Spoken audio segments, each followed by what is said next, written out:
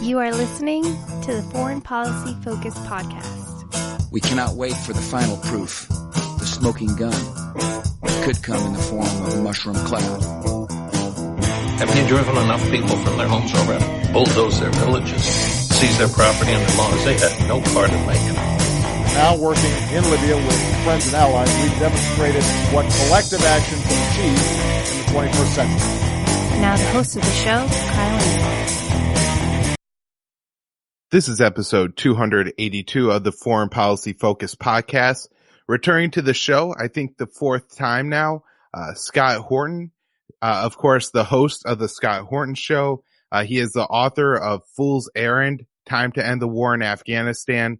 Really the book to read if you're wondering about that war and all the best arguments for why we need to leave, and debunks all the most common myths and that. He is the editorial director of antiwar.com. And of course, the managing director of the Libertarian Institute, where you can find all my work. So it's probably the best place to go for everything. Me and Scott Horton. Scott, how you doing today?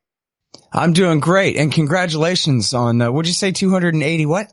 282. That's really good, man. Very good. Yeah, creeping up on 300 here. So I'm kind of getting excited for that. But, a lot of what I talk about on this show comes from your show, and you're at what, 4,800 plus now?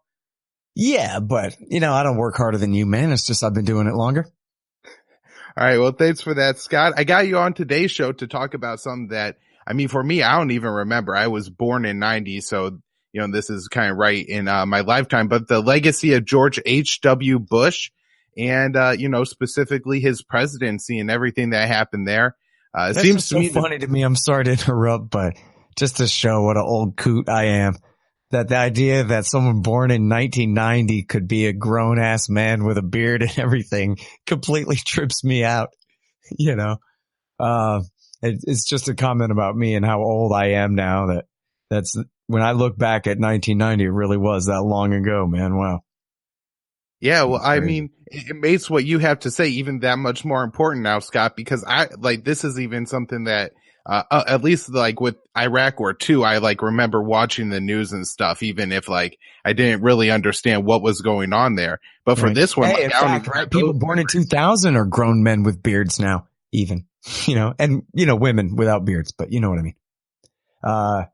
So yeah, that's really a trip. You're a full decade out of your teenage years. It still is a trip to me, but that's how old I am. Right. Well, and so I guess, something that I don't really remember, the USSR was a thing, and then it wasn't. And this happened under George Bush's presidency.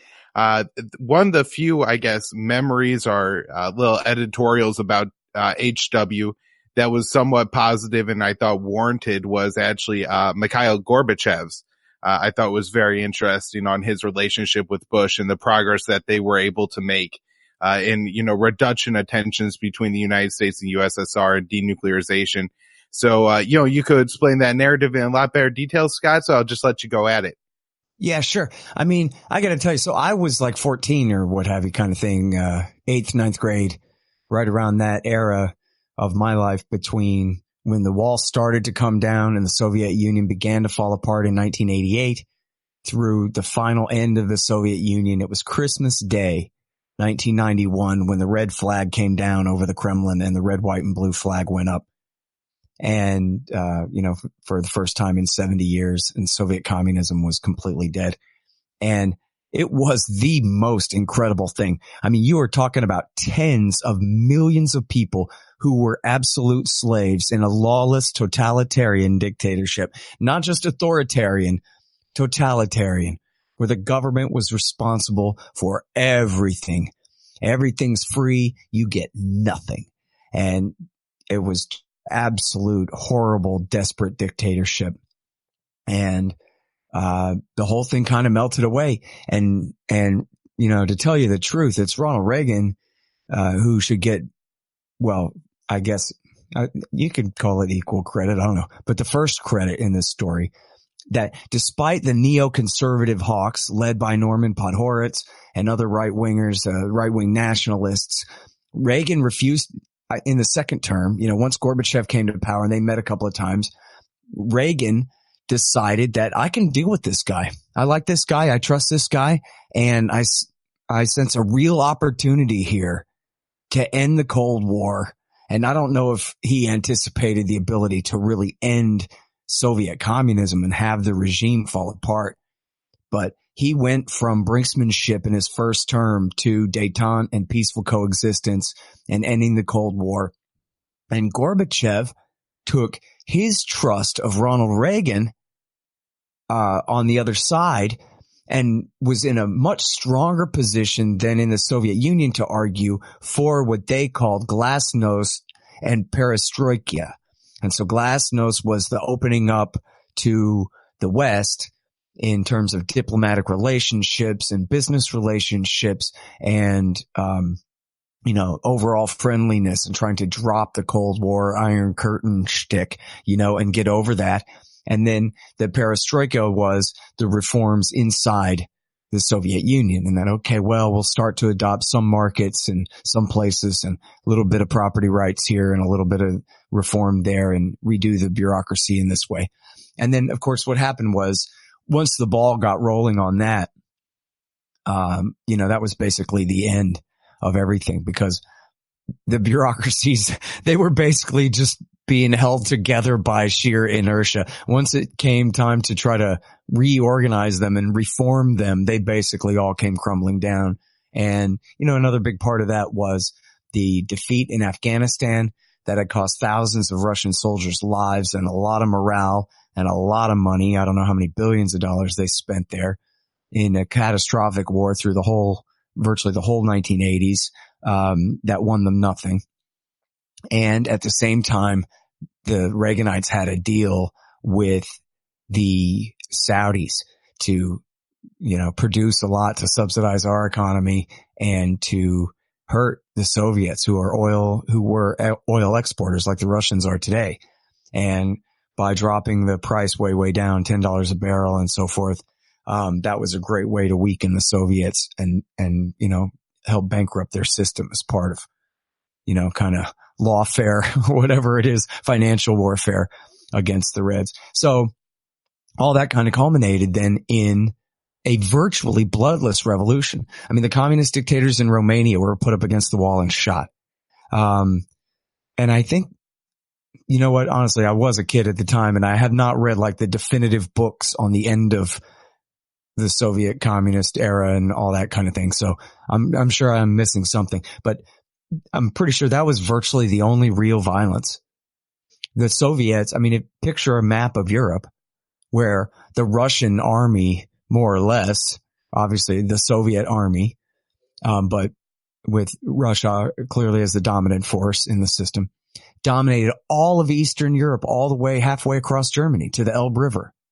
And everything east of there was under Soviet domination. They were either members of the actual republics in the so-called USSR, or they were, at least members of the Warsaw Pact, which meant they had sock puppet communist governments that were controlled by the Kremlin, right? They might as well have been republics. They were under the control of the communist dictatorship in the Kremlin.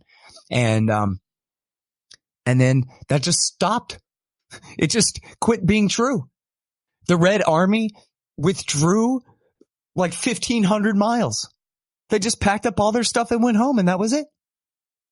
And they set all Eastern Europe free, and nobody died.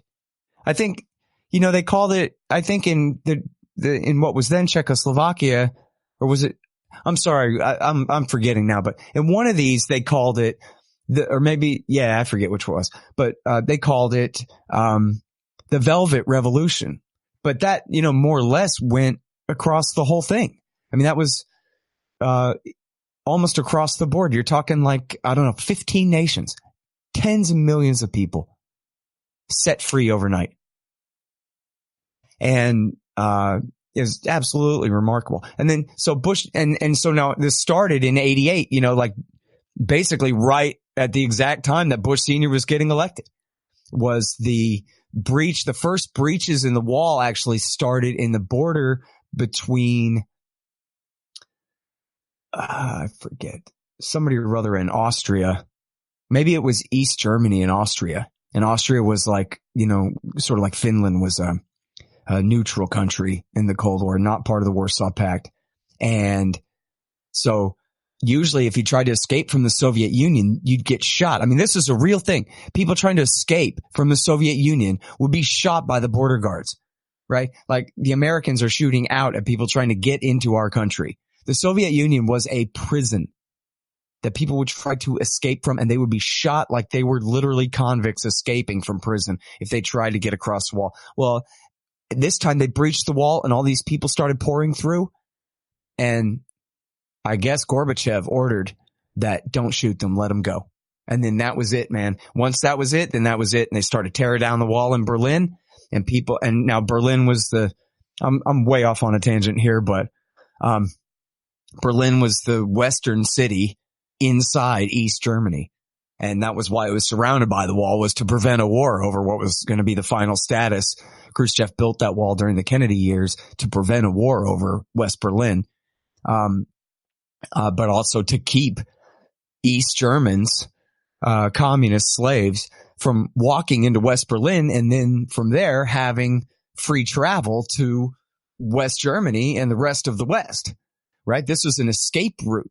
And so that was a big part of why they built the wall too, is it was a really bad PR thing that people kept escaping into West Berlin and then to get out of the country to, saving their families from communism and stuff. Anyway, so once that wall started coming down, then that was the reality, but it was also such a huge symbol that this thing is just over. The only way you were able to prop it up was with this wall. Without this wall, you're done.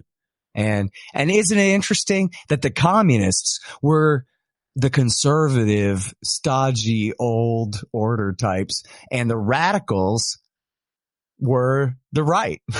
Basically, the radicals were the people who said it's time to bring in markets and property rights and capitalism and a much more Western style of doing things. And I kind of like that because it turns left-right things around and makes it not so much socialism versus conservatism or anything like that, but kind of all the other way around, mixes it all up. And then Bush Sr., it's funny, man. On one hand, you got to give him credit for just being nice about it all and trying to work with the reformists in Russia who were, carrying this out. And when there was a communist coup against Gorbachev for a few days, he, denounced it. I don't know what difference that really made, but said this is completely illegitimate. And I think it probably did make a difference that we'll never recognize this coup government. You better put him back in there. It was, had maybe something to do with it. It was at least the stand that he took that ended the coup and let Gorbachev come back to power. And then, what's actually interesting was he was too damn nice about it. And he and James Baker worked, and I have this from Jack Matlock, the second to last ambassador to the USSR himself, who was the last ambassador all the way up to the fall of 1991, just before the collapse. And he explained, and this is reported elsewhere too, that Bush Sr. and James Baker did not want the USSR to completely fall apart. They wanted for Ukraine, Belarus, and the Baltics to stay in the USSR and for to let all the Warsaw Pact countries go, but to keep the Soviet republics. And Bush even went to Kiev, the capital of Ukraine, and gave a speech where he warned against suicidal right-wing reactionary nationalism that could pick a big fight and a big conflict with Russia, and we don't want that. And then he was criticized by, so in other words, a secessionist movement in Ukraine against Russia, against the USSR at all, he called suicidal nationalism. And then this famously was written up by William Safire in the New York Times as the Chicken Kiev speech.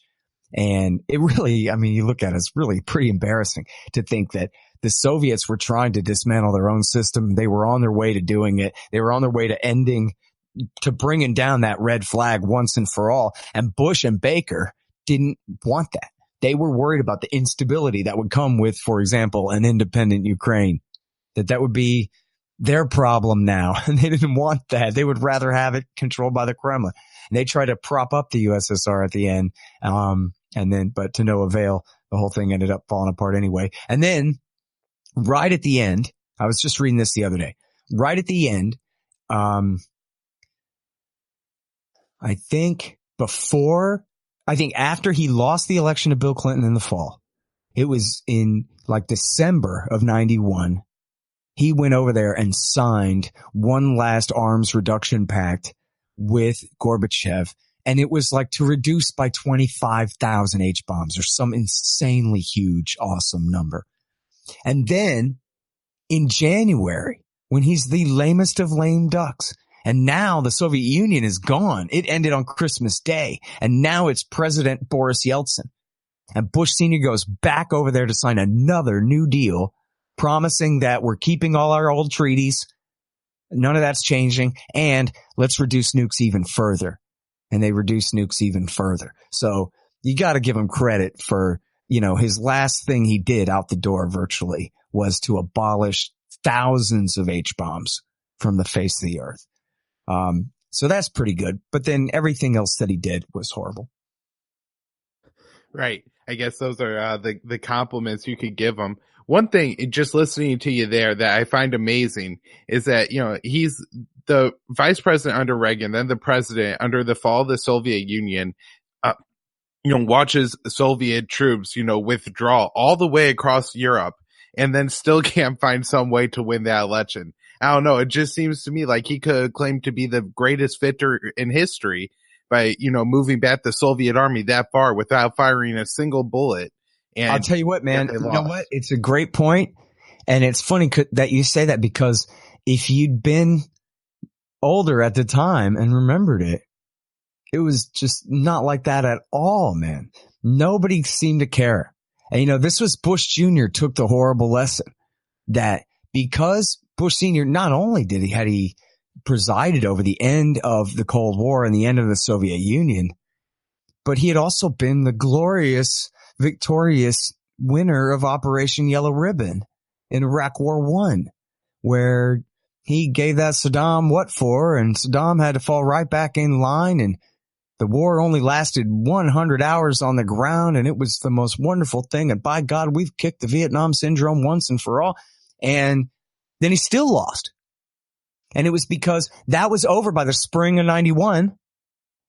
And the election wasn't until the fall of 92.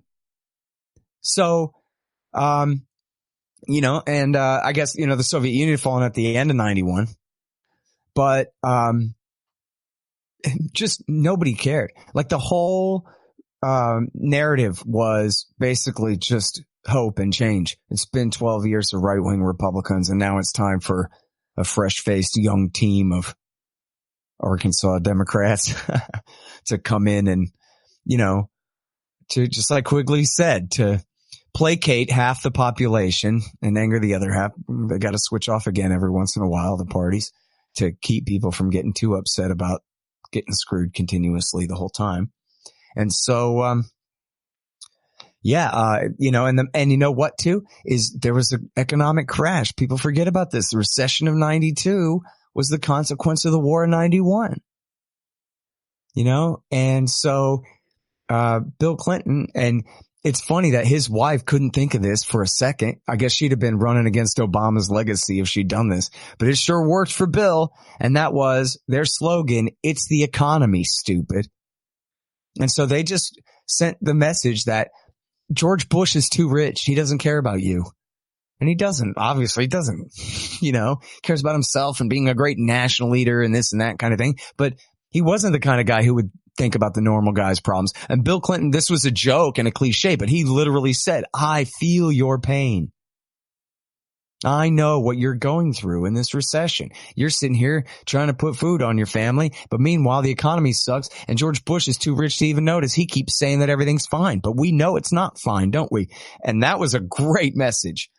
Bill Clinton is one of the all-time champions of telling working class people that don't get it twisted. The Republicans hate your guts, okay? No matter what you think about blacks and homosexuals and whatever, these country club Republicans represent their interests, not yours.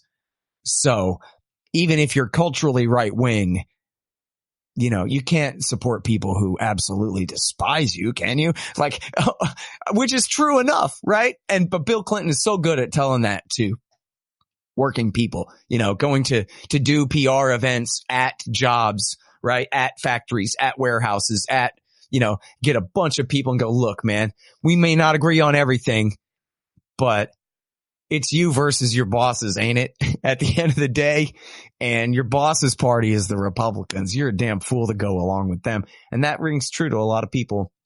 And he won that way. So at the time when it was the fall of 1992, believe me, Iraq, his great victory in Iraq and the end of the Soviet Union didn't matter at all. It didn't matter at all. And if he had said, hey, the Soviet Union fell apart and I stood there and watched it and isn't that great and I get credit for it, he didn't even try it because everyone would have just went, whatever, dude. So what? Why would you get credit for that anyway? And they just didn't care. They were, they had their big fun in Iraq and now they were all looking at their belly buttons again. The American people, they didn't care about any of that stuff.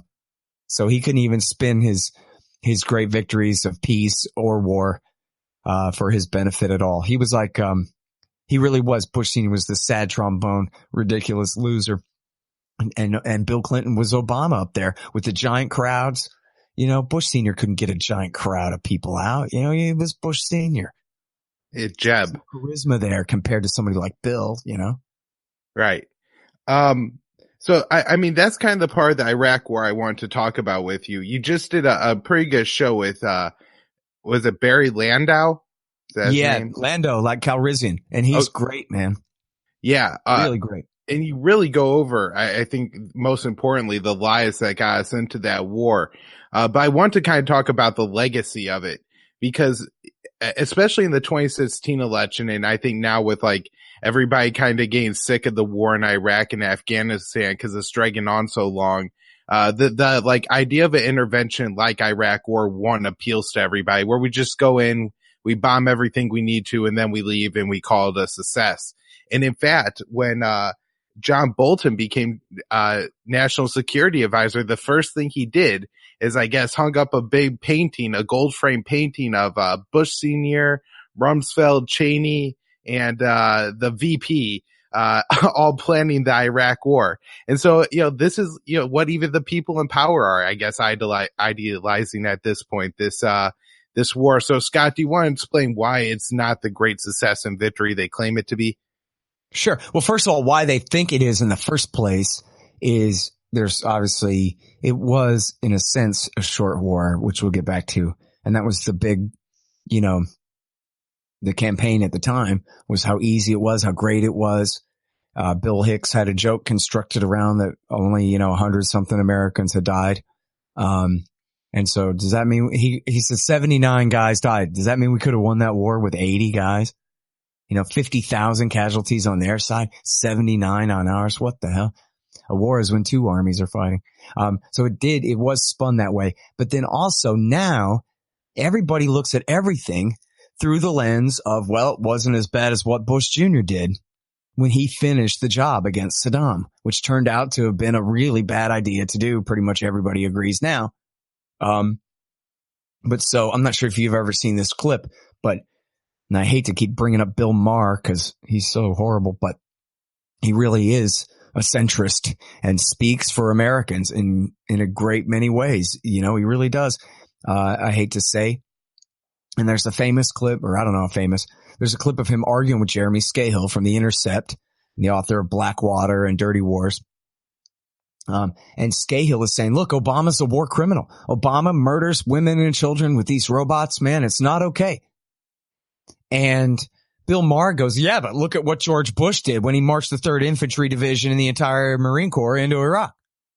And Scahill goes, well, yeah, but I mean, I oppose that too, but I'm just saying that doesn't make it okay what Obama's doing just because it's not the entire 3rd Infantry Division. And Bill Maher is like, yes, it does make it okay. You're telling, robots flying around killing people and no consequences for Americans? Psh, that's fine.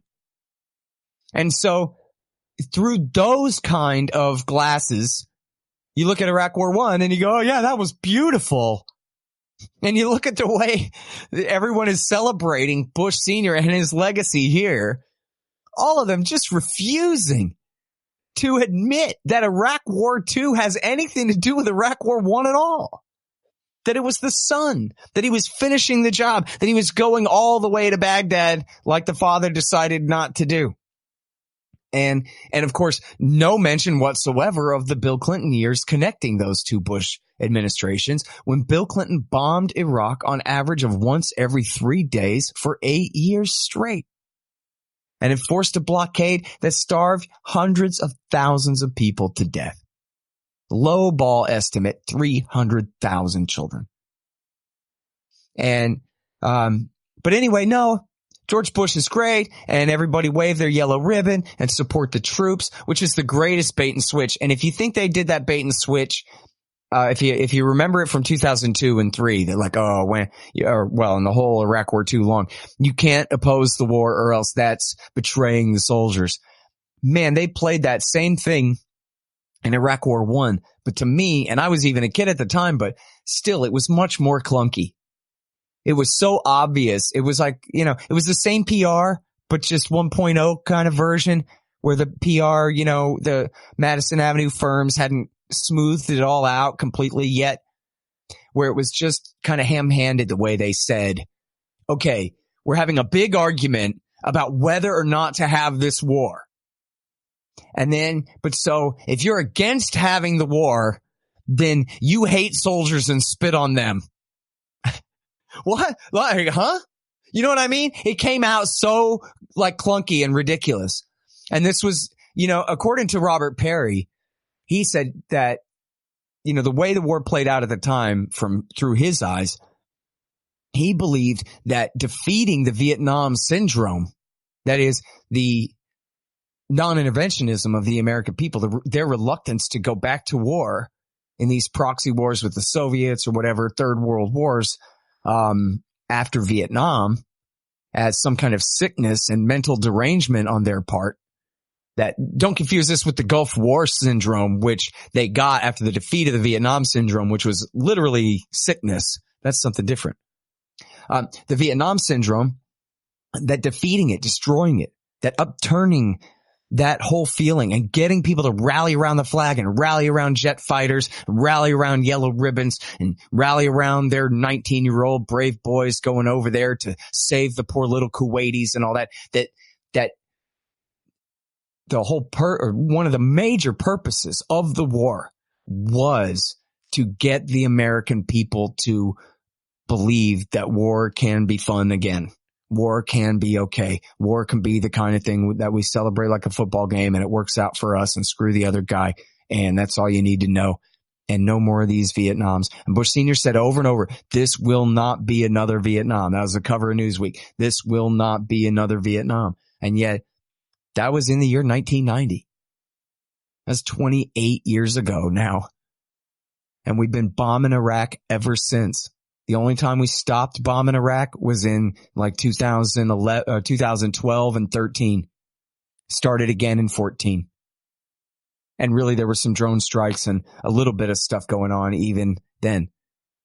Though that was the only ebb. But from the time George Bush started bombing them, all through the rest of his administration, through all of the Bill Clinton years, through all of the George W. Bush years, and through the first 2 Obama years and then the last 2 Obama years, or, cut that a little different. Virtually that whole time we've been bombing Iraq. It's been Vietnam. It's been exactly what it is. And, not in terms of overall body count, but still virtually as horrific. I mean, once you kill 1 million people, now the other millions are just a remainder on there. The level of absolute bottom of the barrel morality has already been reached. When your war of choice gets 1 million innocent people killed. And all that started with Bush Sr. And, people have grown adults, and especially all these media people and powerful people, they have such an interest in selling their own story, that whatever it is that they do is legitimate. And it's really a bummer that anybody in the general population buys this at all. That George Bush at the time, the only reason he won is because he was coasting in on Reagan's legacy, and the Democrats ran this completely ridiculous boob named Dukakis against him, who had, it was one of those things, you know what I mean? It was like, it was like George Bush being reelected, running against John Kerry. It's like, oh, great, how's this guy gonna stop him? Or Obama versus Romney. Like, this guy's not up to the task, So, but he never had that charisma, he never had that kind of leadership. But now he was just a placeholder in history, the one-term guy. And now as soon as he dies, we're all supposed to look back like, Iraq War I was the model. Even Daniel DePetris, who I sometimes who writes for TAC and the National Interest, wrote a thing where his decision to not go all the way to Baghdad was his finest hour. Really? The war that he lied us into, that we didn't have to fight in the first place? Like, I don't know, man. And that, to me, just seems dishonest, because I think that particular writer knows enough to know that war should have never been fought at all. And instead, we get this kind of ridiculous thing, this contrast with the sun. But anyway, I forgot exactly the question he asked, but the legacy. The legacy is that all of this is on George Bush Sr.'s head. He's the one who did all of this. And so here's how it goes. As you said, he lied us into the war. First of all, his government told Saddam, go ahead and invade Kuwait. We don't care. Just take the northern oil fields. That's what they thought he was going to do, was take the northern oil fields to punish the Kuwaitis for overproducing and keeping, deliberately keeping the price of oil way down at $10 a barrel, where Iraq could not afford to rebuild their country after the Iran-Iraq war, to rebuild their military or any of their, state apparatus. And they certainly couldn't afford to pay back all the loans they'd taken out from Kuwait, Saudi, and UAE in order to protect Kuwait, Saudi, and UAE from the Iranian threat. At least that was their take at the time when they loaned him the money. Iraq was a mercenary army fighting for Kuwait. Now Kuwait was putting the screws to Iraq, calling in all their loans and forcing Iraq to try to pay them back, and cutting them no break whatsoever. So Saddam invited April Glaspie, the American ambassador, to come and to discuss what's going on here. She says, look, you're moving your troops around. It's got us a little nervous. What's going on? He says, hey, listen, here are all the ways they're screwing me. And she says, we're not interested in your border dispute with Kuwait.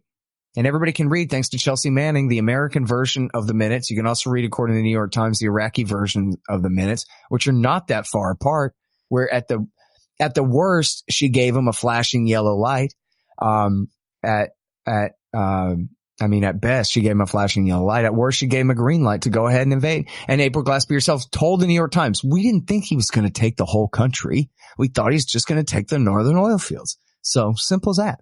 Then they acted all outrage a few days later, when really after George Bush Sr. was called out as a wimp by Margaret Thatcher, the Prime Minister of Great Britain, that you're not going to go all wobbly on me now, are you, Bush? Which meant you're not going to be less of a man than me, a woman, are you? And so Bush went, no, of course not. I'm really tough. Look how tall I am. And we're going to do this, and this will not stand.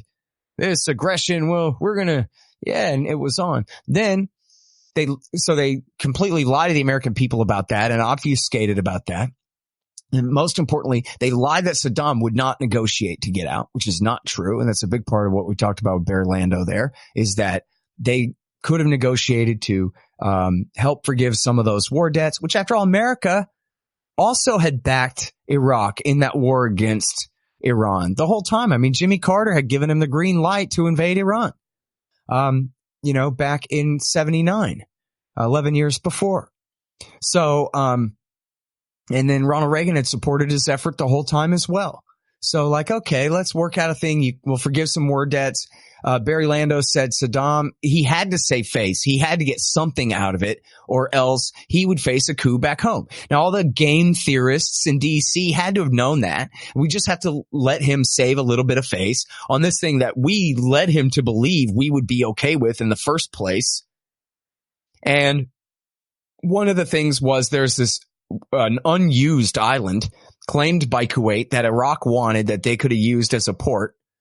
And they were asking for that. And it was just sitting there. And we could have given them that. We could have made a negotiation of some kind, let Saddam save face and have a peaceful resolution. But they didn't want that. Once it was declared, oh, this will not stand and I won't go wobbly and blah, blah, blah. At that point, it was on. And then they lied that they had no choice. They lied about, essentially, at the end of the day, in effect, they lured him in there and trapped him in there. Which I don't think was their intention in the first place, but essentially that was what happened was, they trapped him into this thing. And then they lied that they had no ability to deal with him because he's so damn insane. Get it? It's a pun. So that makes it extra true. And so we can't deal with him. He's a Hitler. And then they had war propaganda. And the most important part of that was that Iraq was going to invade Saudi and that they were building up their forces on the border.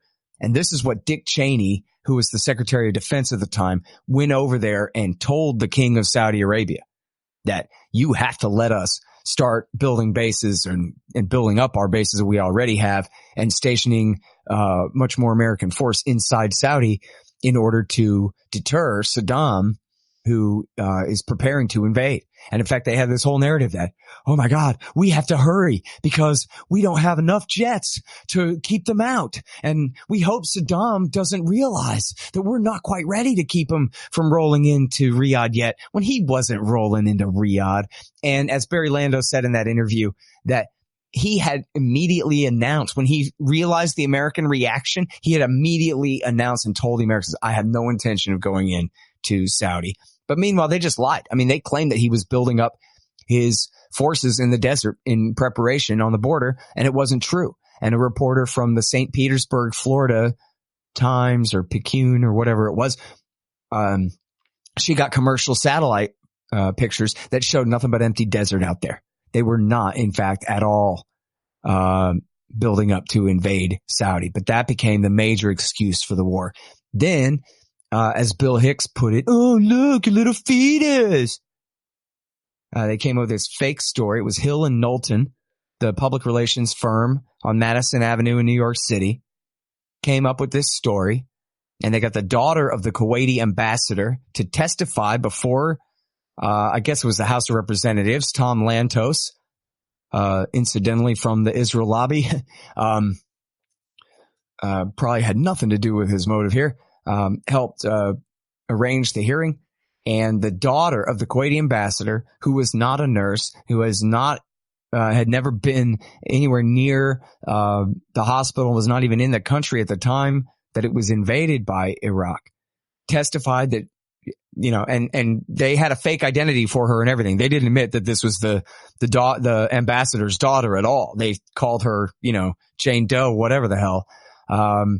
And had her go up there and say, yeah, the Iraqi soldiers, they came into the hospital and they took the incubators and they threw the babies on the cold floor to die and stole the incubators to take them back to Iraq. And I remember at the time, again, I mentioned I was in like 9th grade at the time, 14, 15. And I remember that everybody believed that. All the teachers at school believed that. All the moms and dads. I actually don't remember if my mom and dad specifically bought that. But it went without saying that we all know that that's true. We heard that. Somebody said that. And that was good enough. And it really mattered. I mean, it really changed the scale in terms of American public opinion for this. Because it's easy to imagine, isn't it, in place of any pictures of this taking place, which none exist because it didn't happen, any evidence whatsoever. But you can imagine it. And isn't it horrifying? And so, a premature baby dying on the cold floor, and why would this nurse allow them to do that and not scoop that baby up? Like, what's she talking about? The whole thing was ridiculous. They held her at bayonet point and wouldn't let her pick up the infants? What is she, the whole thing is stupid. And Bush Sr. himself invoked it over and over again. 10 times or something. And they also came up with a scam that Iraq was building nuclear weapons. And there's a great write-up about this in The Atlantic, about Iraq War I and the entire propaganda. And they did focus groups. I think this is in the Atlantic story, but I know this from somewhere anyway. And I'll have the correct footnotes in my next book when it comes out, that they did focus groups where they tried to get people pissed off at Iraq enough to support a war, and it wasn't working. And then finally they said, well, what if we told you he was making atom bombs? And they went, oh my God, atom bombs. Well, I guess that changes everything, doesn't it? We got to stop him from doing that. And so that was a big part of it too, is, you know, his sophisticated nuclear program. Now, what's interesting about that is that he had I don't know if he was a member of the Non-Proliferation Treaty. I think he was. But he had a safeguards agreement with the IAEA, and he had a civilian nuclear program. And in 1981, the Israelis bombed it. It was at Osirak. And the Israelis bombed it, and all they succeeded in doing was driving it underground. They thought they had destroyed it, but all they succeeded in doing was driving it underground and turning it into an actual weapons program. So in the later part of the 1990s, Saddam was trying to build an A-bomb. And the reality is he was very far away from having, I think, any weapons grade uranium at all. And a very small amount of uranium. None of it.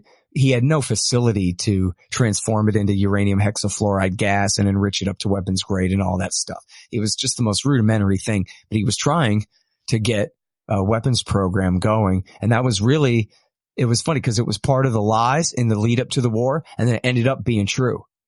The CIA had no idea about it, but they ended up in the aftermath of the war, they found some of the nuclear facilities that they had hit, not knowing exactly what they were. And, but anyway, that was a big part of the war propaganda. And then after the fact, they blew that way out of proportion because they know nobody understands anything about nuclear or anything. And they know that if they just say nuclear, nuclear, nuclear, that your mom will get scared that they're going to nuke her in her jammies in the middle of the night. And so, you know, people who are ignorant and trusting hear that and think, protect me, you know, because what greater, I can imagine, seriously, a bomb that would level the entire center of your town, you know. I mean, that's how big those things are. And those are the little ones. I'm talking about if Saddam had been able to make one little gun type nuke, one little Hiroshima sized bomb, that's enough to kill your city, or a big part of it, depending on how big your city is. But, so that's the kind of thing that really scares people. As Gordon Prather puts it, that they're going to nuke you in your jammies. And so, that, you know, really helped to cause the panic. And then, so when they launched the war, it was a bloody massacre that killed 50,000 Iraqi, you know, soldiers and civilians. They deliberately decimated the entire civilian, you know, economic infrastructure of the country, and the, you know, and basic services, you know, water, electricity, and sewage. They targeted all of that, and they targeted the bridges and the roads and, you know, everything, the entire Iraqi population's economy. And they very specifically said that they did it on purpose. Colin Powell was the chairman of the Joint Chiefs of Staff at the time and, you know, arranged all of this. And they deliberately did it in order to make the Iraqi people suffer. And that was what they said. And they said that if they don't want to suffer, then they should overthrow Saddam and then we'll help them fix their electricity. They said that later. That this is why they did it, was to bring the society to its knees. Not just to force the Iraqi army out of Kuwait, but to break the Iraqi people. And then, you know, famously there was a 100-hour ground war. So they softened the place up with about a month of air war. And then, the tanks invaded. And they kicked the Iraqi army out of Kuwait. They turned and fled. And then Bush Sr. Ordered them, and Norman Schwarzkopf, the commander of Central Command, and Colin Powell ordered the Air Force to decimate the Iraqi army as they were fleeing on Highway 8 and Highway 81, the highways of death. And they were just strafed and massacred. Robert Fisk from The Independent was witness to it and said he couldn't count all the bodies. He tried. And quit in the high hundreds, I think, somewhere. And so this was a famous massacre. And then, so here's the controversy about, and where it comes from, about going all the way to Baghdad or not. So this guy that had worked for Ronald Reagan and Jimmy Carter in his war against Iran that America had supported that whole time, and who was a monster and used chemical weapons with American help. The Reagan administration gave him American satellite data, gave him the money to buy the chemical weapons from our European friends, the French and the Germans and the British, and then, gave him the satellite information to target the Iranians. So he was a war criminal. But he had done it all, at the Americans' behest. He had also perpetrated the Anfal campaign against the Kurds, which had killed, I think, reportedly around 100,000 people in 1984. It was also, as he was a pet of the Americans. And, later in 88, when Saddam did the Halabja massacre against a town full of Kurds and killed thousands of people, the Reagan administration tried to blame it on Iran and spin it and say that Iran had done it, which is a ridiculous lie that was completely debunked. But anyway, so they had done all this to build the guy up. He'd gotten too big for his britches and overstepped and misinterpreted his instructions, I guess. Here they forced him back out again. But then so much of the narrative for the war was that this guy is insane. He is such a war criminal and such a crazy person that he cannot be negotiated with, that we cannot overthrow him, that we cannot bring him back in from the cold. And yet at the same time, they didn't get rid of him. And I'm sorry, what I was trying to say was they had demonized him so badly to start the war that really kind of prevented them in a way, not truly, but it seemed at the time at least, that prevented them from ever treating him fair again, that he couldn't be brought back into the cold because we just told you he was Hitler in order to get you to support this war. So if he's Hitler, we can't ever deal with him again. But then the mandate from the UN was just to expel his army from Kuwait. It wasn't to invade the whole country. And they had this entire UN resolution and UN coalition together, which was mostly the Americans, but they did have the Syrians and the Egyptians and, I don't think Saudi forces helped at all. They did have, and Jordanians were involved, and they had this coalition. If they had gone all the way to Baghdad, then the coalition would have fallen apart and the Americans would have looked like real backstabbers and liars because, they had promised that the mission was much more limited than that in order to get all these different, neighboring countries involved in the war. So that was part of it. And then also, as Dick Cheney explained it perfectly, and James Baker wrote about this, he was the Secretary of State, wrote about it in the LA Times, and Dick Cheney, the Secretary of Defense, explained on video, I'm sure you've seen it, Kyle, in 1994 at the American Enterprise Institute, he's asked, well, why didn't he go all the way to Baghdad? So here he is defending the Bush position, and he does it perfectly. He says, well, if we'd gone all the way to Baghdad, first of all, we might not have been able to find Saddam Hussein. So we might have been stuck there looking for him for an extended period of time just to completely accomplish the goal of getting rid of him, which played out exactly right later. And then he says, and then we would have been occupying the capital city in a hostile country, in an urban setting, where we, may not be welcome and have the responsibility for setting up a new government in place of the one that we had just deposed. And that was would have been a huge undertaking. And he said, and meanwhile, the Iranians would like to have a lot of influence. And you could have pieces of Iraq spinning off, he says. And the Iranians would like to take the south of the country. And the Syrians would like to take the west, which is sort of true. In shorthand, he meant, Sunni power in the west, in eastern Syria and western Iraq could erase that Sykes-Picot line and form some kind of new Sunni stand there, something like that. And then he said, and the Kurds, if they have complete independence, then that causes a problem for our allies, the Turks. And we don't want to do that. So we just decided, how many more American lives is Saddam Hussein worth? And we decided not very damn many.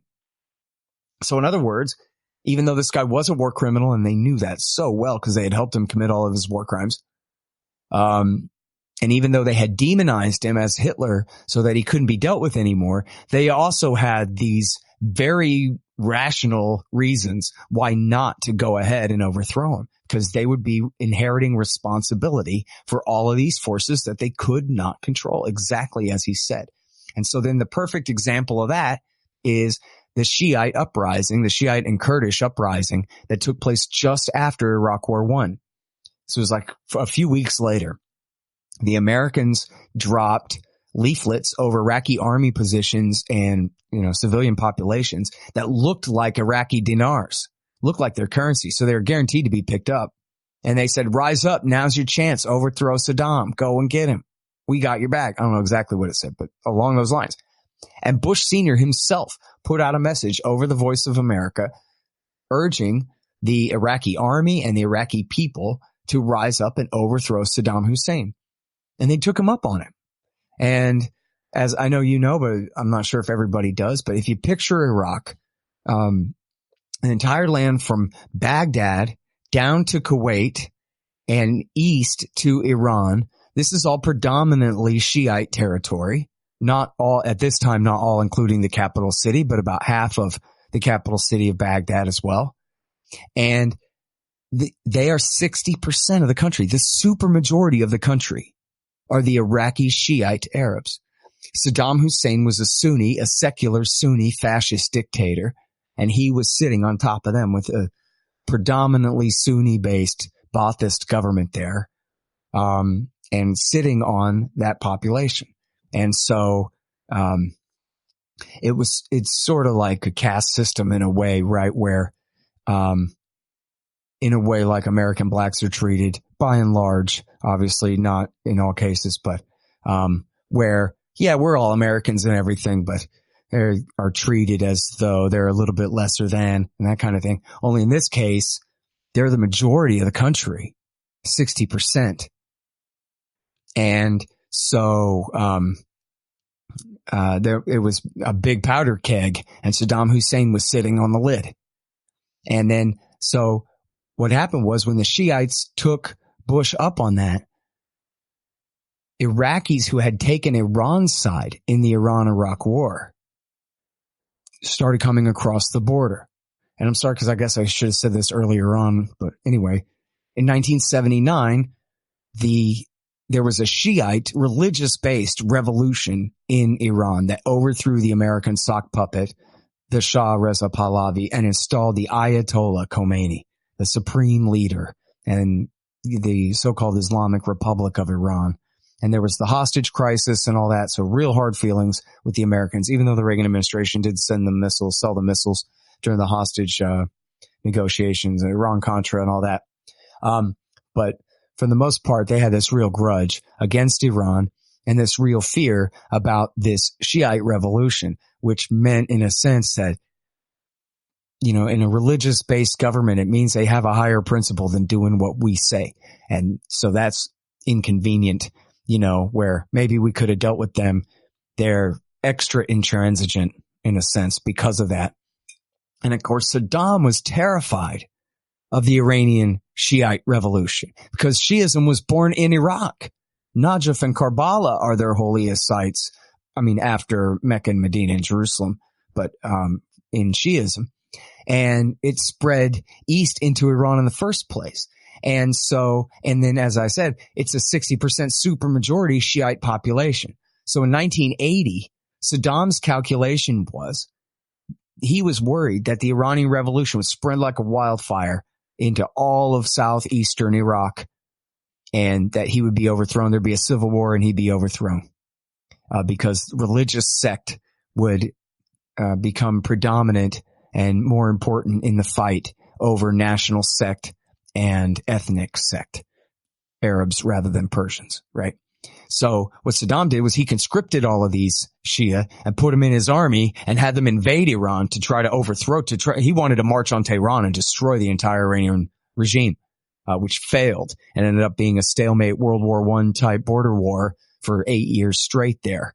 And the border hardly moved at all for most of the time.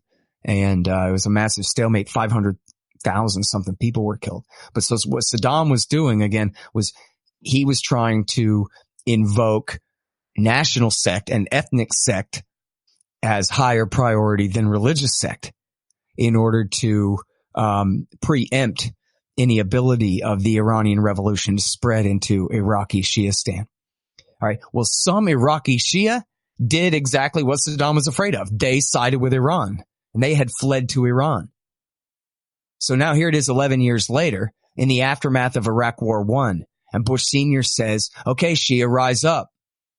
Well, the Iraqis who had fled to Iran in 1980 started coming back across the border to lead the revolution, namely the Badr Brigade militia of the Supreme Islamic Council. And at that point, Bush, Cheney, Baker, Scowcroft choked and said, uh-oh. They realized they were now importing the Iranian revolution that through the entire Reagan-Bush years and the beginning of the Bush years, they had supported Saddam to contain. And so they called it off, and Saddam then massacred 100,000 Kurds and Shia.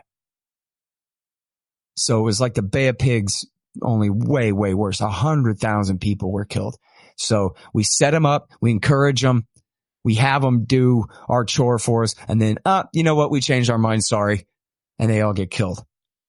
And then that became, of course, another feather in Saddam's cap as Hitler, the absolutely insane, uncontrollable, unnegotiable war criminal who can be nothing but regime changed at that point, even though the Americans had played such an important role in what had taken place. And then that also became the excuse for America to stay throughout the entire 1990s in order to enforce the no-fly and no-drive zone in Kurdistan, basically securing independent Kurdistan, autonomous Kurdistan from Saddam's government, and the no-fly zone at least over the south to prevent Saddam from using his attack helicopters or whatever planes he had left against the Shia. But by then it was already too late. The uprising had already been crushed. And people may remember this is the background of the plot of the movie Three Kings with George Clooney and Mark Wahlberg, where they're trying to steal some gold. They're occupying the south of the country in the midst of the uprising, in the midst of the aftermath of the first Iraq War. That's what's going on there. And then in that movie, Saddam's forces are massacring all the Shia, and Mark Wahlberg's really upset that we're standing by and letting this happen after we were the ones who told him to do it. So anyway, in case that helps ring a bell for people about that part of the story. But so then, importantly, that's where George Bush Jr. picks up in 2003, because he learned the lesson that his father would have been reelected if the war had still been going on in 1992. And that he told his dad that you had this great victory, but the shine is going to have worn off by the fall of 92. And then here you go. And then it turns out that Bush was right in terms of the political calculation, because in 2004, his government said, well, you don't want to change horses in midstream, even though he was the idiot that drove our wagon train into the deepest part of the river. But it worked. And of course, part of that was because John Kerry didn't have the courage to say that this is wrong, that they lied us into war. We should have never done it. And I'm going to end it as fast as I can. I promise. If he had only said that, he would have won. But he didn't have the courage to believe that he could have led the American people on that issue by even a few percentage points. Pathetic coward. But anyway, so Bush Jr. was right about that. That if you go all the way to Baghdad and you're bogged down in the middle of a horrible, bloody war, then the American patriot community will reelect you. And it worked. And of course, the plan was then in your second term, then you can privatize Social Security and take all the billions of dollars of those government bond IOUs and put them all in the stock market bubble, which, collapsed by the end of his term, had completely collapsed.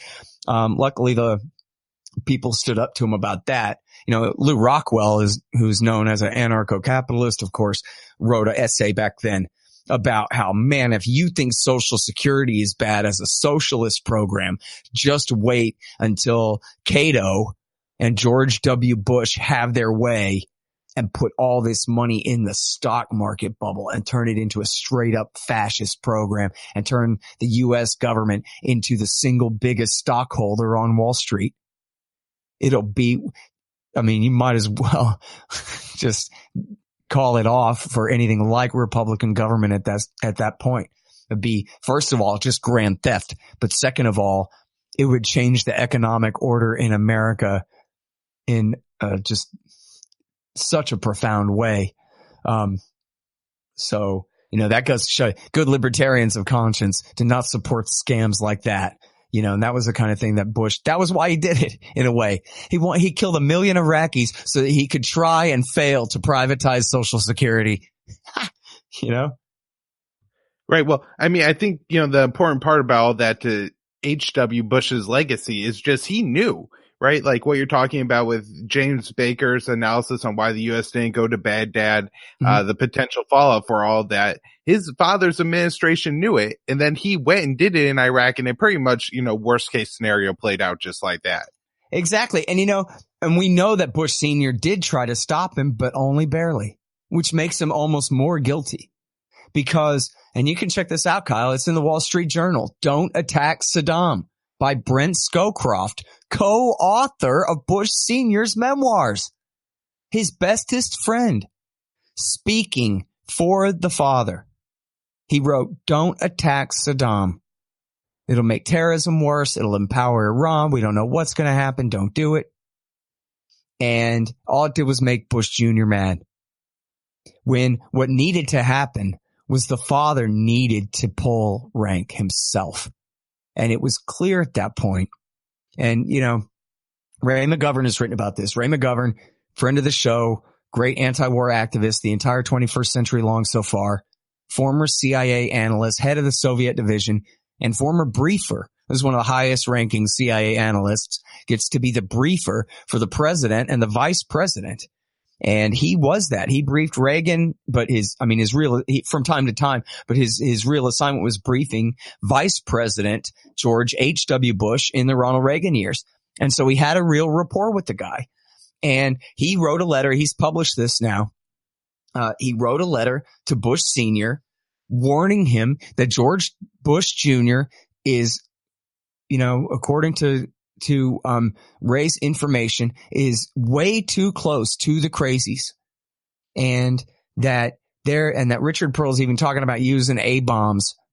And I think it's really important, Mr. President, that you contact your son and please, do something to make sure that this doesn't happen.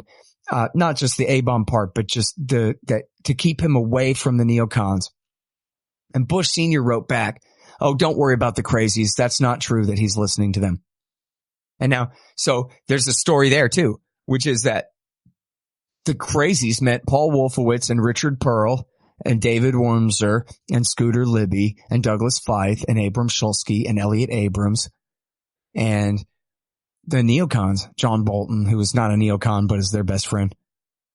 That was who he was talking about. They were called, in the Bush Sr. years, they were referred to as the crazies in the basement. And did I leave out Eric Edelman? They were the crazies in the basement, and they were not allowed anywhere near Mideast policy. If they wanted to, club baby El Salvadorians to death all day, that was fine. But they were not allowed to mess around in the Middle East. And Brent Scowcroft's job was to keep the crazies in the basement in the first Bush Jr. years.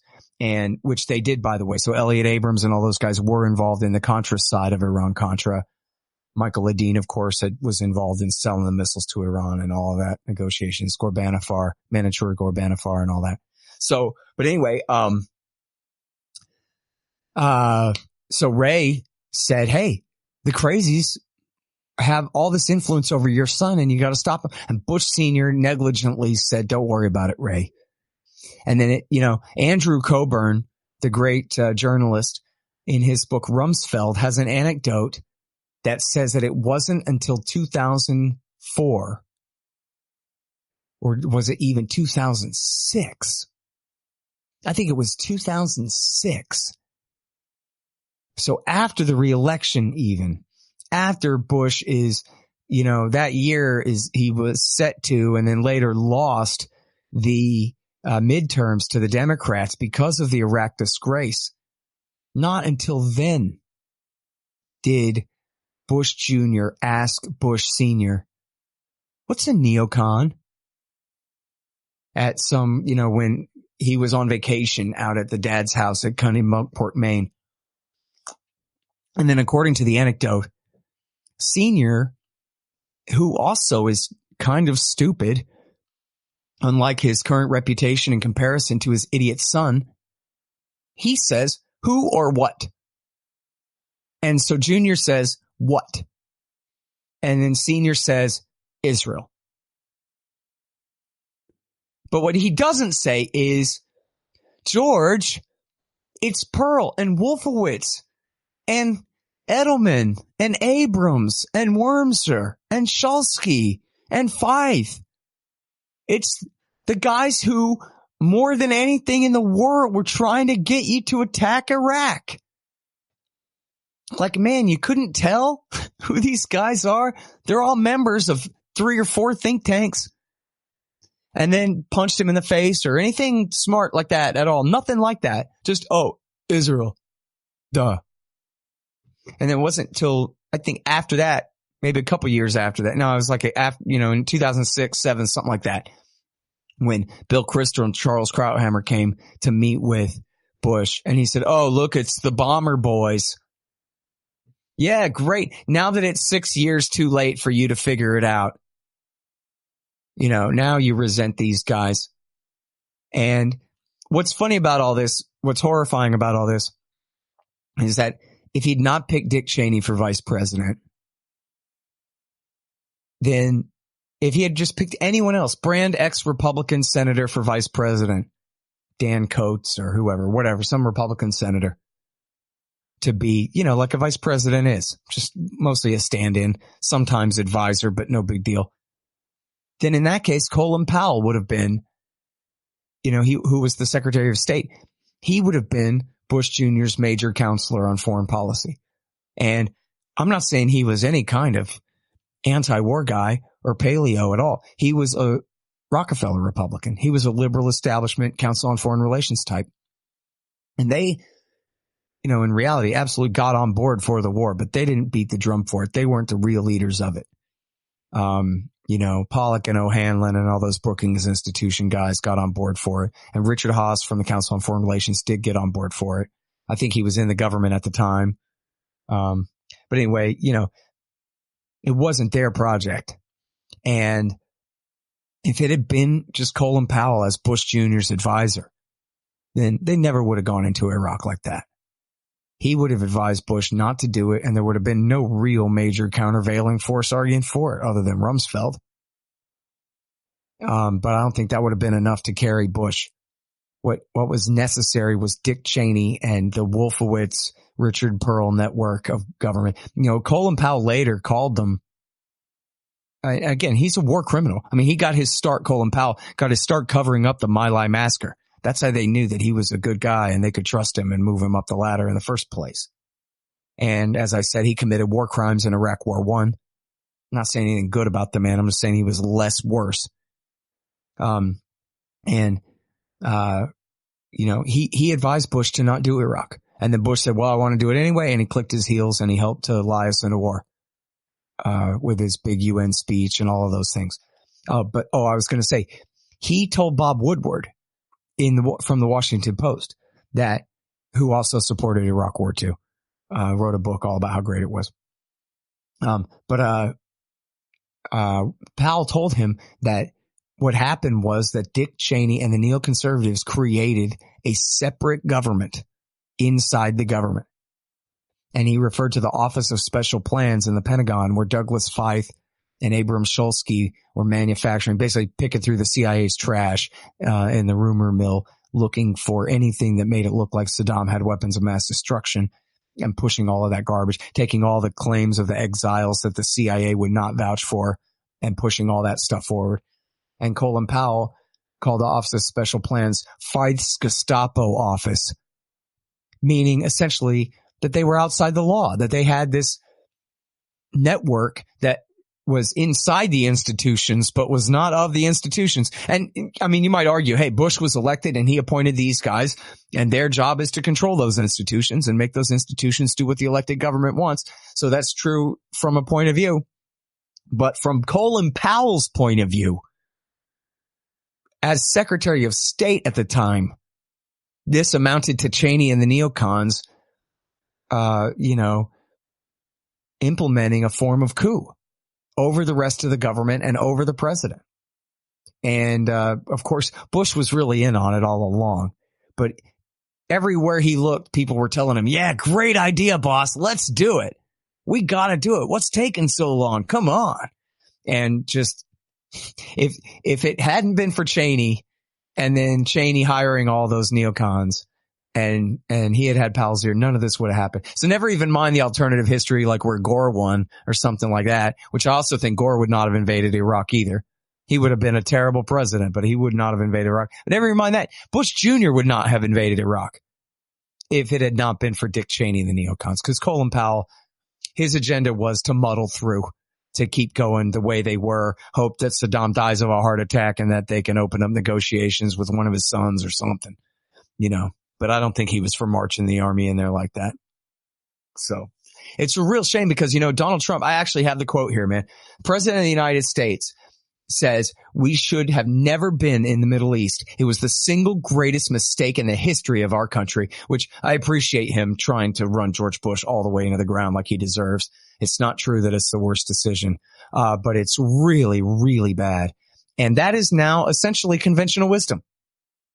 And nobody really, unfortunately, they don't say this all the time. Nobody's mad enough about it. No one wants to pick a fight about it, seemingly, other than Trump sometimes when he's trying to make himself look good in comparison, which he's continued all the terror wars. So he ain't much of one to talk, especially, after 2 years of this.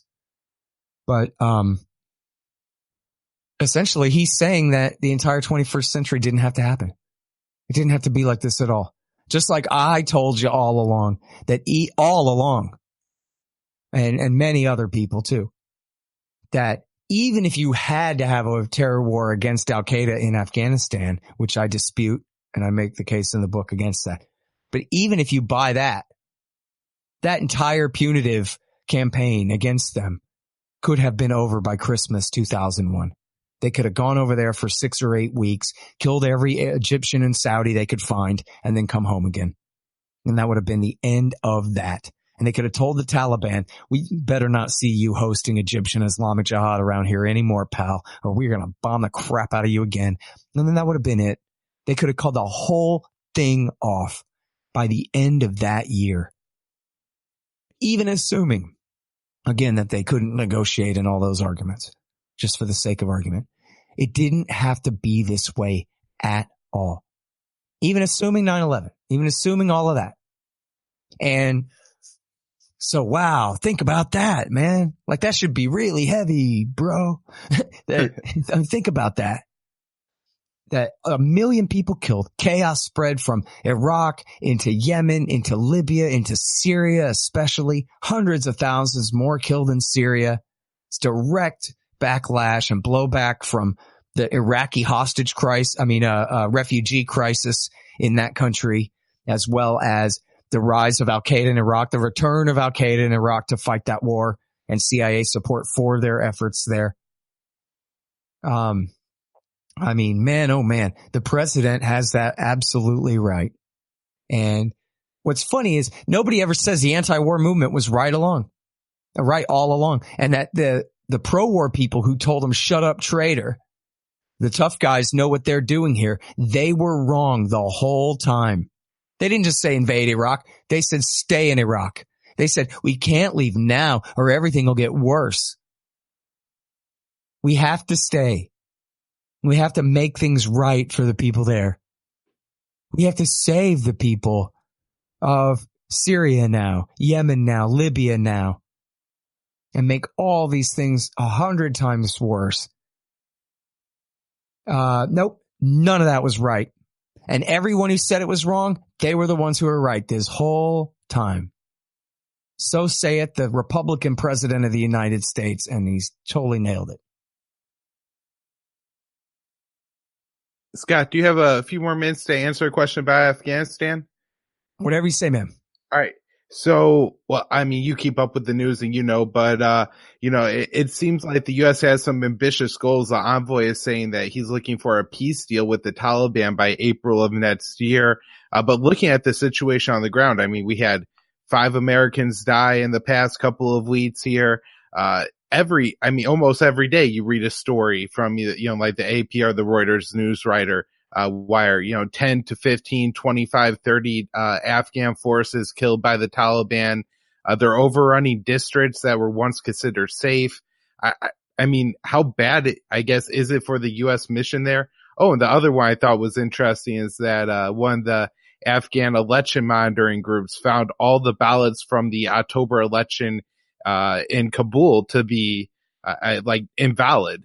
And so, I have paid attention to that election specifically and how many people, were, killed either by Taliban suicide bomber or ISIS attacks on all these polling stations to get people registered. And, here it turns out that the ballots are looking like they may be invalidated.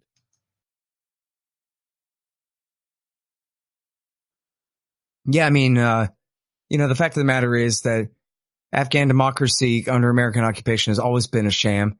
In the elections of 2004, 2009, 2014, these have all been a disaster. The elections have not taken place really out in the countryside at all. And then now, as you're talking about here in the capital of Kabul, where people even died, were killed viciously, horribly murdered, blown apart in some cases, just trying to get out there and vote. It turns out the whole election was a sham there too. And I'm not exactly sure the story of what happened with those ballots. Either all the legitimate ones were thrown out and replaced with bogus ones, or that's a big lie to try to throw out a bunch of legitimate votes right there from the other side. And I don't know who knows or who could know. And what a disaster. 17 years of this fighting in this war to build this thing that every, honest critic could tell you is impossible, was impossible all along. And, I don't buy any of this talk about the negotiations at all. In fact, I just read a thing where the American ambassador to Afghanistan threw cold water all over the whole thing. He said, we're not having peace talks with the Taliban. We're having talks about having talks. We're having talks to see if we can get them to negotiate with the Afghan government. But as you said in your setup here, the Americans and the Afghan government are not in a position of strength to negotiate. The Taliban are. They control half the country with no official international support or legitimacy whatsoever. Although our allies, the Saudis, keep bankrolling them under the table, of course. And our allies, the Pakistanis, have despite, I think, what Imran Khan says, have provided safe haven for the Afghan Taliban on the Pakistani side of the border. So that's the only help that they get is from our allies. But unofficially and not to any huge degree. And yet they're able to rule half the country. I mean, they call it the Islamic Emirate of Afghanistan. And you can consider it a shadow government if you want, but it's at least that. And in fact, it is the only state in much of the country, certainly in the south and the east in the predominantly Pashtun regions. And then, as you've been talking about, militarily, they're reaching far past that. And they've sacked Ghazni, which is a heavily Hazara area south of the capital city. And so they've, inflicted major damage there. And they've attacked police and military bases all across the country. Mostly it's an insurgency. So they fight hit and run tactics when it comes to that kind of thing. For the most part, I think almost entirely, they have eschewed attempting to control the provincial capitals. That'll just get you bombed by B-1 bombers to really stake out that level of fixed position in the provincial capitals. But in virtually the entire south of the country, it looks like, maybe even more than that. Some of these estimates are up to 60 to 70%, at least at nighttime, of the country is under the rule of the Taliban's government. And they're able to, launch these attacks, at their will. There's, just stories in the last couple of days where, first of all, Pompeo met with Stanley McChrystal.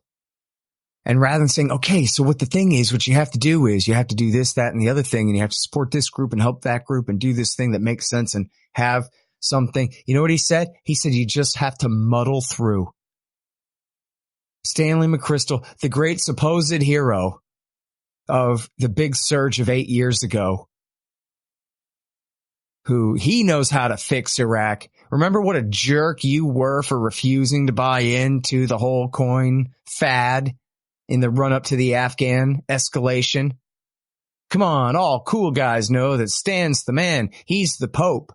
He's the big dog. He knows what to do. And then, so what does he say? You know, a decade after losing, what does he say to the current Secretary of State? Yeah, you just got to keep going.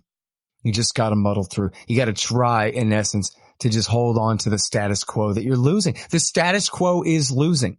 The status quo is the momentum is on the Taliban's side. How are you supposed to muddle through that? That sounds like an equation for a loss at the end of the day. And there's another story that says that this is at antiwar.com, that the military is insistent that they are going to have to escalate this war against the Taliban and really take the fight to the Taliban and really hurt them in order to get America and the Afghan government in a position of strength so that we can negotiate. Yeah, well, that ship sailed. It never, really, that ship sailed in 2004 or 5. That's done. There is no position of strength. Stanley McChrystal will tell you, every one of these insurgents you kill, you create 10 more. The Americans picked a fight. You know, when America invaded, the Taliban almost immediately surrendered and fled the field. They withdrew from the capital city by the end of November. They withdrew from Kandahar city in the south. And when America installed Hamid Karzai in power, they said, you know what? He's Islamic enough for us. He was from Kandahar province. His father was an important tribal chief from Kandahar province who was dead by that time. But anyway, he had inherited some legitimacy there. And they said, this guy's a Pashtun from Pashtunistan. We can deal with him. That's good enough for us. And Mullah Omar, the leader, let his entire cabinet sign a letter to Karzai surrendering and pledging loyalty to the new government. But that wasn't good enough for the Americans. They had to keep picking a fight. They had to keep showing up in this, that, and the other town asking, where's the bad guys? Where's the terrorists? Who should we kill? And they could always find somebody to point their finger at somebody else. And in doing so, they ended up, completely turning a defeated and withdrawn insurgency and bring it back to life. Picking a fight with it, bringing it back to life, and an insurgency that they cannot defeat. And they've propped up, meanwhile, on the other side, they've propped up a government that costs $1 zillion a year in a country where the entire GDP is $20 billion. And, the Afghan government, the American taxpayer essentially pays for the entire Afghan army. They put in like $30 million a year for the Afghan army. And the American people pay the other $10 billion. Well, that's half the GDP of the country. It's the cost of the military. The military that's falling apart. That's full of ghost soldiers. That's helpless before the Taliban in almost every circumstance. It's already lost. And for free market economists out there, if you're familiar with the Austrian theory of the banking cycle, the business cycle, it says that essentially it's a money cycle, that the government and the banks in concert inflate bank credit. In other words, expand the money supply in the country, at least you have to admit, too fast or in a way that is not completely in time and copacetic with the rest of the economy. And it creates these giant bubbles. And then we have these crashes. Why do we have crashes all the time? Because the prices are too high. They got to come back down. It's called a correction. Well, it's the same thing here with, in fact, inflated money under the exact same inflationary money system.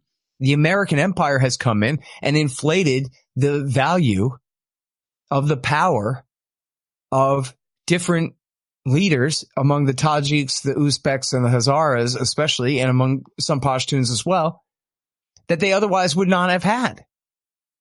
And they're really not that valuable. Certainly they're not the moment American, government intervention in the economy on their behalf ceases. Their price will crash. There's a huge correction coming. You have, the Tajiks, Uzbeks, and Hazaras are about, 20% each of the population, something around there. But they have the lion's share of the authority in the government over the plurality of the population of the country, the Pashtuns, 40%. So that sounds kind of untenable, doesn't it? Without foreign support to help back it up. Just like foreign support is what kept the Ba'athist in power in Iraq all those years. That and the blockade. But without that support, the whole thing's going to crash. The Afghan army and police force, national police, as far as they go, will cease to exist. And I don't know if the Taliban, well, probably. And I don't know if the Taliban are stupid and cruel enough to march on the capital city and take it over. They might be. I think that the best idea for a peace negotiation would be for the Americans to admit that they've just lost here and that they have to just go. And then tell the Taliban, try to get a deal with them, maybe try to get them to agree, with signatures and handshakes with leaders of other neighboring countries as well, that they'll just rule Pashtunistan. They won't sack Ghazni, and they won't sack Kabul, and they won't sack Mazar-e Sharif and the Tajik and Uzbek and Hazara strongholds of the country, basically. And that they'll just rule in Pashtunistan and get along that way. But I don't think that's going to happen. And I'm not certain that the Taliban would ever agree to that. The Americans say all this about, we're going to have this peace deal with them. And then they laugh. Their reports in the press are that we don't seek peace with you. We seek only your withdrawal, the same as we always said this whole time. You agree to withdrawal and we have a deal. Otherwise, there's nothing else to talk about, has been the Taliban position this whole time. And I don't see why that would change. And especially why would that change when they are in the position of strength? And by the way, there's still 15,000 American soldiers and Marines in the country, mostly fighting in Nangarhar and in Helmand provinces, although I guess they've been fighting in Kandahar province too. And this year, in 2018, they have bombed the country more than any year since the war began. They have dropped more bombs and therefore killed more people with those bombs, and including they're using B-1 bombers and using F-22 supposed stealth fighter bombers to bomb drug labs. They say, in other words, shacks in people's backyards where supposedly they're cooking heroin, processing heroin for sale on the market. And they're using F-22s to come in and bomb them. In fact, they even try to brag, F-35 debuts in battle, drops a bomb, kills some Afghans. But then they couldn't toot that horn very loud because I think the same day or the next day, an F-35 fell out of the sky in North Carolina and crashed. And so I think it was in North Carolina. And so that kind of put a little bit of a damper on their big celebration that they found something useful for this $1 zillion plane to finally do. This F-35 is kill a couple of peasants who are accused of operating a drug lab. Well, Scott, sorry, going along with that's your son that they killed, but anyway, going along with like kind of the economics analogy here, it's pretty obvious that they need some kind of stimulus to prevent a crash. So, what's Trump going to do? Maybe a little QE, add a few thousand more troops in, maybe give U.S. troops there a little bit more active role on the battlefield, or, just keep with the advise and insist and hope that, we could bomb any Taliban that come too close to an Afghan city or a U.S. base, or, do we go like full scale, surge again and another 100,000 Americans there to go beat the Taliban all the way back? I don't think they're going to do that. But you know what? I mean, the situation seems pretty untenable to me.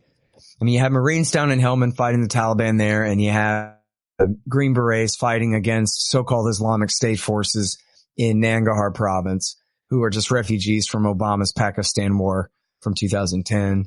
And then now they're, split off from the Taliban, disgruntled factions of the Taliban, under the name the Islamic State there. But, I've talked with, you mentioned Danny Sherson's article about we could really lose militarily, like really lose there. And even in that article, he's talking about the Afghan army being completely defeated.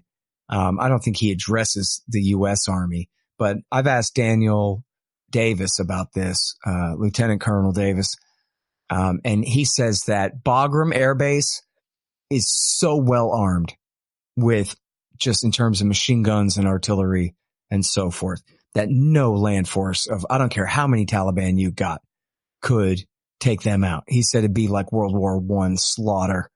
Just, you could march the entire population of the country on the Bagram Air Base, and it has enough firepower to just obliterate them all without them being able to breach the fence. He just says it's total overkill, total dangle overkill. That much is impossible. The Americans will not lose a fall of Saigon type, hightail it out of there sort of moment. Not at Bagram, they won't.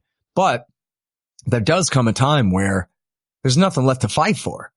There's no reason that they can claim to stay there. And now, more and more, I guess I'm a partisan of, Lawrence Wilkerson, Colonel Wilkerson, Colin Powell's former, chief of staff, and his position that this really has nothing even to do with the Taliban anymore.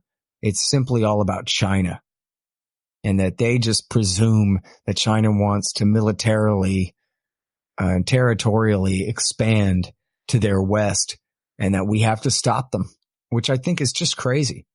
And on both counts, I don't think the Chinese want to replicate the Russians and the Americans' failure in Afghanistan in any sense. How could they possibly be as dumb as us? No way. So what is it they want to do? They want to build a highway through there for goods and services. They're buying up mining rights, but there would have to be some kind of incredible improvement in the security situation for anybody to mine anything there. And then even if they did, good, more minerals at more reasonable prices for the global market in minerals. What the hell are we? Nationalists? This is crazy. And so in case people don't understand this, if you build a highway and fiber optic and a railway, Great Belt and Road initiative from Shanghai to Lisbon, then that would be the greatest invention in the history of humanity. I mean, it's true that presumably then someone could march their army down the highway one way or the other, but much more likely, and that could be prevented in ways too, couldn't it? But the purpose of such a thing would not just be to conquer. The purpose of the thing is capitalism. The purpose of the thing is trade. And, the spreading of wealth. Let's abolish starvation and hunger from the face of the earth. Let's have more trade. In fact, isn't it ironic that capitalism really has abolished the famine, except in places where capitalist countries deliberately inflict famines on poor people, like what's happening in Yemen right now, like what America did to Iraq in the 1990s. Otherwise, famines have been almost completely abolished because of trade. Because even if people's crops entirely fail, they can still buy something to eat from somebody else and get it shipped. The technology's there, the transportation, the distribution services are there on a global scale, but they're not done yet. I mean, they still need improvement.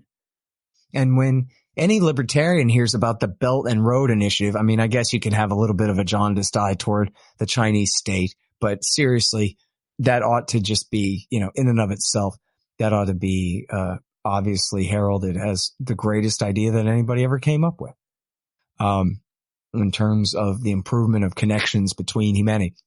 Where goods do not cross borders, soldiers will, said Bastiat. Well, so the opposite of that is let's trade more. That's the one thing that we're counting on to prevent war between America and China. That's why Trump's trade war is so dangerous, is if it keeps escalating and escalating and our economies become less and less dependent on each other, then that reduces a great disincentive for violent conflict. Like when in the early Bush years, when the spy plane was forced down by the Chinese Air Force and landed there, Colin Powell went over there and kissed their ass and said real sorry and let's be friends and let's work something out there. And that's because Wall Street was on the line going, hey man, don't screw this up. We have billions of dollars in trade with China, and we don't want any disruption whatsoever. And so Colin Powell didn't threaten them.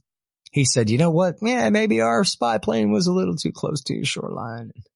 Let's take care of this as quietly and politely as we can, because that's what's most important. That was the right thing to do. I hate to keep sounding like I'm sticking up for Colin Powell. I'm just bringing that up as an example. He's horrible. He's a war criminal. He should be buried under the prison. I'm not saying that. I'm just saying. In this case, it was the trade. It was Republican big business interests that said, don't you hawk it up right now. You dove it down, son. And so that was the policy, the right. Government in the service of capital there. Yeah. The standards of the Trump administration, constantly sailing warships through the South China Sea and the Taiwan Strait and putting the anti-missile systems in South Korea, constantly, upsetting the Chinese with that. And then the trade war on top of it. And Colin Powell starts to look pretty good. Yeah, I'll tell you what. I mean, things have been pretty bad, but they're getting worse. All right, Scott. Well, I guess before we go on too long here, we should wrap up. This has been Scott Horton, host of the Scott Horton Show, editorial director at antiwar.com, managing director of the Libertarian Institute. Go to the Libertarian Institute to find, I think, pretty much everything me and Scott do ends up there. You can find the book there, Fool's Errand, Time to End the War in Afghanistan.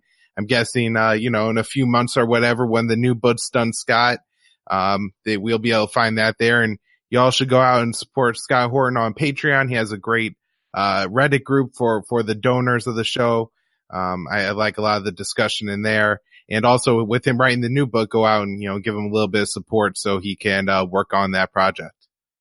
Cool. Thanks, man. And yeah, I hope it'll be a few months. I think it might be more than a few, but, I am working on it. And listen, I want to thank you for all your great contributions to the Libertarian Institute too. You're really an important part of the whole project, and I'm really happy to have you on board, Carl. All right. Thanks so much, Scott. All right. Have a good one, man. Appreciate it.